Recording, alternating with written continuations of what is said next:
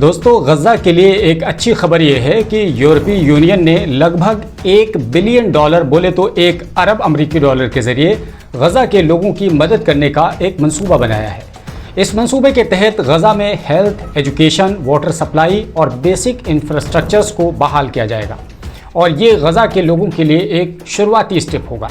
جیسا کہ ہم سب جانتے ہیں کہ جنگ کی وجہ سے غزہ تباہ ہو چکا ہے، بلڈنگز ملبے کے ڈھیر میں تبدیل ہو چکی ہیں، ہاسپٹلز کی حالت دن بدن بدتر ہوتی چلی جا رہی ہے۔ بس چند ہی ہاسپٹلز ایسے بچے ہیں جو بہت لیمیٹڈ ریسورسز کے ساتھ کسی طرح فنکشنز کر رہے ہیں۔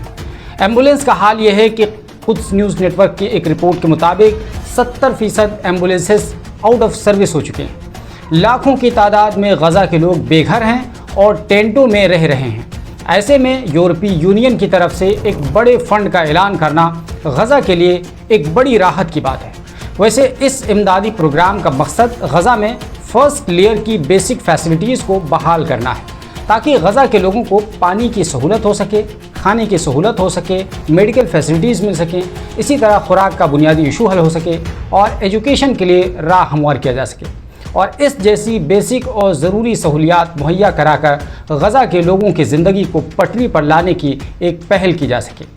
اس منصوبے کے تحت ہیلتھ کے ایشو کو خاص طور سے دھیان میں رکھ کر کام کیا جائے گا، کیونکہ ہزاروں کی تعداد میں ایسے لوگ ہاسپٹلز میں ہیں جو جنگ کے دوران زخمی ہو گئے تھے۔ کسی کے ہاتھ، کسی کے پیر، کسی کی آنکھ، کسی کا آدھا جسم کا حصہ ہی کٹ گیا تھا، تو ایسے ہزاروں لوگوں کو علاج کی سخت ضرورت ہے۔ اور صورتحال یہ ہے کہ غزہ کے ہاسپٹلز میں دواؤں کی، آپریشن تھیٹرز کی اور جدید میڈیکل ٹولز کی بہت زیادہ کمی ہے۔ تو ایسی امید کی جا رہی ہے کہ یورپی یونین کی طرف سے امداد کا ایک بڑا حصہ ہاسپٹلز کو ریوائیو کرنے اور میڈیکل فیسلٹیز کو بہتر بنانے کے لیے، خاص طور سے بند ہو چکے ایمبولینس سروسز کو دوبارہ سے بحال کرنے کے لیے خرچ کیا جا سکتا ہے۔ اس کے علاوہ کھانے کی چیزیں یعنی کہ کھادیہ سامگری اور پانی کی فراہمی بھی اس منصوبے کا ایک اہم حصہ ہے، کیونکہ اسرائیل کی بیجا مداخلت کی وجہ سے غزہ میں لاکھوں لوگوں تک خوراک کی فراہمی نہیں ہو پاتی ہے۔ اسی طرح تیسری اور اہم چیز یہ ہے کہ جنگ کی وجہ سے غزہ کی سڑکیں، بجلی کا سسٹم اور واٹر سپلائی کی لائنیں ٹوٹ پھوٹ کر تباہ ہو چکی ہیں، جو اب کسی کام کی نہیں رہ گئی۔ انہیں درست کرنے، انہیں مرمت کرنے کے لیے یہ فنڈ استعمال ہو سکتے ہیں، کیونکہ جب تک کہ فیسلٹیز بحال نہیں ہوتی ہیں تب تک عام زندگی غزہ میں آنا معمول پر بہت مشکل ہوگا۔ اسی لیے امدادی منصوبے میں بیسک انفراسٹرکچرز کو بحال کرنے میں خاص توجہ دی جائے گی۔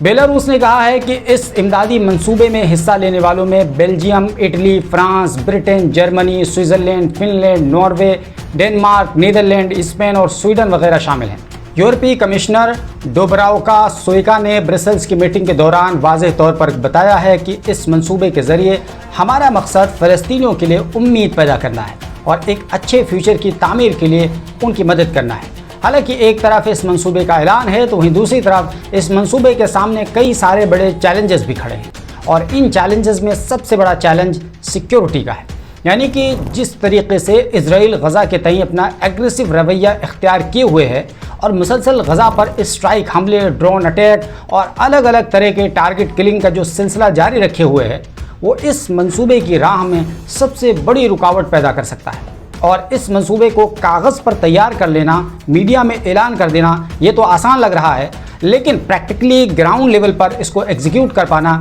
کسی بڑے چیلنج سے کم نہیں ہوگا، کیونکہ اسرائیل کی یہ عادت رہی ہے کہ وہ عام سویلین، فائٹرز اور کسی ایجنسی کے عملہ کے درمیان بالکل فرق نہیں کرتا، بلکہ کسی کو بھی ٹارگٹ کر سکتا ہے، کبھی بھی کر سکتا ہے۔ تو سیکیورٹی یہ سب سے اہم ایشو ہے۔ اس کے علاوہ پولیٹیکل ڈیفرنسز بھی اس منصوبے کی راہ میں رکاوٹ بن سکتی ہیں، کیونکہ ابھی جس طرح سے حالات ہیں، حماس نے سیاسی طور پر علیحدہ ہونے کا اعلان کیا ہے، لیکن ساتھ میں یہ بھی کہہ دیا ہے کہ غزہ میں کام کرنے والے سرکاری ورکرز اپنے اپنے کام کو جاری رکھ سکتے ہیں۔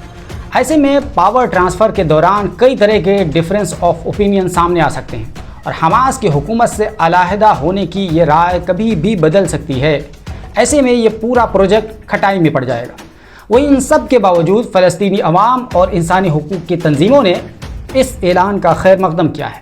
اور دوسری جانب تجزیہ کاروں کا یہ ماننا ہے کہ اگر یورپی یونین کا یہ منصوبہ کامیاب رہتا ہے تو فیوچر میں اس کو دیکھتے ہوئے دوسرے دیش اور انٹرنیشنل ادارے بھی اس طرح کے بڑے امدادی پروگرامز کو شروع کر سکتے ہیں۔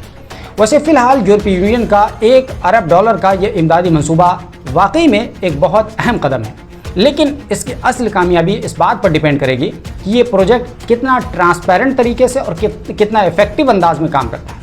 वैसे इस प्रोजेक्ट के बारे में दोस्तों आप लोग क्या सोचते हैं? इस पर आप लोग अपनी राय ज़रूर दीजिएगा और वीडियो अगर पसंद आई हो तो इसको लाइक कर दीजिए, शेयर कर दीजिए और चैनल को सब्सक्राइब करना बिल्कुल ना भूलिए। मिलते हैं अगली स्टोरी के साथ।